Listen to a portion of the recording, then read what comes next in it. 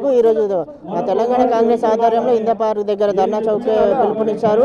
ఈ నేపథ్యంలో ఇక్కడ పెద్ద ఎత్తున కాంగ్రెస్ నేతలు చేరుకుంటున్నారు. అయితే కాంగ్రెస్ నేతలను ఎక్కడికక్కడ అరెస్ట్ చేస్తున్నారు. దీనిపై మనతో మాట్లాడడానికి సంగారెడ్డి ఎమ్మెల్యే జగ్గారెడ్డి ఉన్నారు. వారితో మాట్లాడుచేద్దాం. సార్, ఈ రోజు ఏఐసీసీ పిలుపు మేరకు ధర్నా చేపట్టారు కదా, ఈ నేపథ్యంలో కాంగ్రెస్ నేతలు పెద్ద ఎత్తున అరెస్ట్ చేస్తున్నారు. సోనియా గాంధీ, రాహుల్ గాంధీ నాయకత్వంలో భారతదేశంలో పెట్రోల్, డీజిల్ అండ్ గ్యాస్ ధరలు పెంచిన నిరసనగా గత 2 ఏళ్ల నుంచి కానీ పోరాటం, ప్రజా పోరాటము, అట్లాగే పార్లమెంట్లో సోనియా గాంధీ, రాహుల్ గాంధీ కూడా పోరాడుతున్నారు ప్రజల పక్షాన.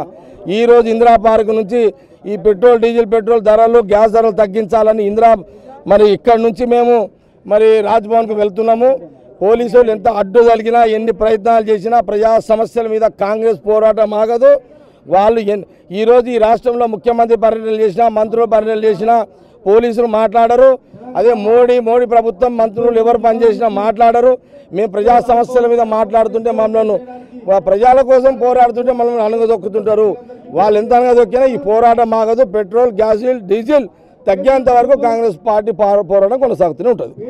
రోజు రోజుకు పెరుగుతున్న పెట్రోల్, డీజిల్ ధరలతో పాటు నిత్యావసర వస్తువుల ధరలను తగ్గించాలని కోరుతూ ఈరోజు ఏఐసీసీ పిలుపు ఇచ్చిన నేపథ్యంలో కాంగ్రెస్ పార్టీ ఆధ్వర్యంలో ధర్నా చౌక్ అంటే ఇందిరా పార్క్ దగ్గర ఉన్న ధర్నా చౌక్ దగ్గర ధర్నాకు కార్యక్రమం చేపట్టారు. దీంతో పాటు ఇక్కడ నుండి ర్యాలీగా వెళ్ళి గవర్నర్కి వినతి పత్రం సమర్పిస్తామని చెప్తున్నారు. కానీ అయినప్పటికీ అంటే నిన్నటి నుంచి కాంగ్రెస్ నేతల్ని, కాంగ్రెస్ పార్టీకి సంబంధించిన నాయకులని ఎక్కడికక్కడ హౌస్ అరెస్ట్ చేస్తున్నారు.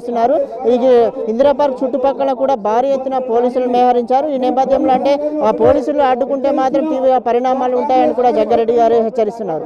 ఇది ఇందిరా పార్క్ దగ్గర ఉన్న ప్రస్తుత పరిస్థితి. కెమెరామెన్ గుమర్మూర్తితో నవీన్, V3 న్యూస్, హైదరాబాద్.